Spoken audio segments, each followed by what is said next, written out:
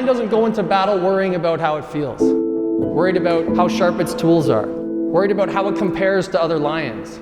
A lion goes into battle willing to do whatever it takes to get what it wants, to get what it deserves. Mental well-being should be the exact same thing. And the status quo right now, unfortunately, isn't working. We read 5, 6 self-help books, and then we're told to change X, Y, and Z. We're told to grind and push ourselves, and then sit and wait to feel that change. That's not sustainable. So what have I seen in people that have gone from way down here to so far up, they can't even comprehend? I say, how did you get through your challenge? How did you get through your struggles? They look back, even reflecting, and they didn't have a plan. They didn't have check boxes. They didn't have expectations. And the most interesting thing is if you ask them if they grinded, if they had to push themselves, they never did. What they would say is that they were pulled to do the tough things. There's 2 ways to hear that you're not good enough. There's 2 ways to hear that you can't handle it. There's 2 ways to hear that your business idea won't work. There's 2 ways to hear that you're not a good enough athlete. There's 2 ways to get out of bed in the morning. When that alarm goes off at 6 a.m., it's -30 outside.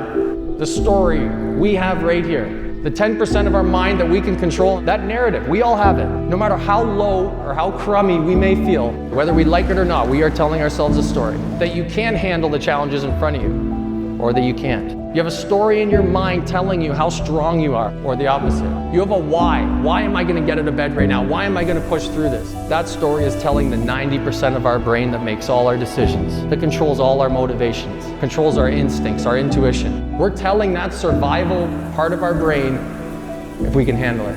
And if we tailor that story in our mind, if we find our why, now we're not grinding, we're not pushing ourselves through the tough things. When that alarm goes off, we are pulled to get out of bed. We are jumping out of bed at the opportunity that exists just like the lion. We've changed the narrative in our mind to go from fear and apprehension that's cloudy and blurry and checkboxes and what we need to do and how we need to feel. That doesn't matter. We start running on instinct. We start thinking clearly. We start playing on offense. I have a question for everyone in this room. What is the story you have in your mind right now? What are you telling yourself about how powerful, how creative, how resilient you are? And more importantly, why? Peel back the layers, not just to be good, not just to play a good game. It's deeper than that. Why? Why is it you want to be better than you are right now? If you ask me that question, I know if someone sees me taking on the challenge, they're going to join in and fight with me. Because I know if I take on this challenge, I'm going to inspire someone else to do the same thing. And when you have a why so strong that you'll do anything, that's when our mind clears. That's when the concern that we have for how we feel disappears, and a sense of inner control and strength takes its place. If you can tell yourself right now that you're the hero of your story, or if you can think of someone, something, a reason that you would fight through anything, I'd like you to stand up. I see a room full of people that have just proven that they have the ability to control that story in their mind, a story that's going to turn into power, fuel, energy, resilience, to remind us of the power we have to look challenge in the eye, to take that step into the storm and become the absolute best version of ourselves.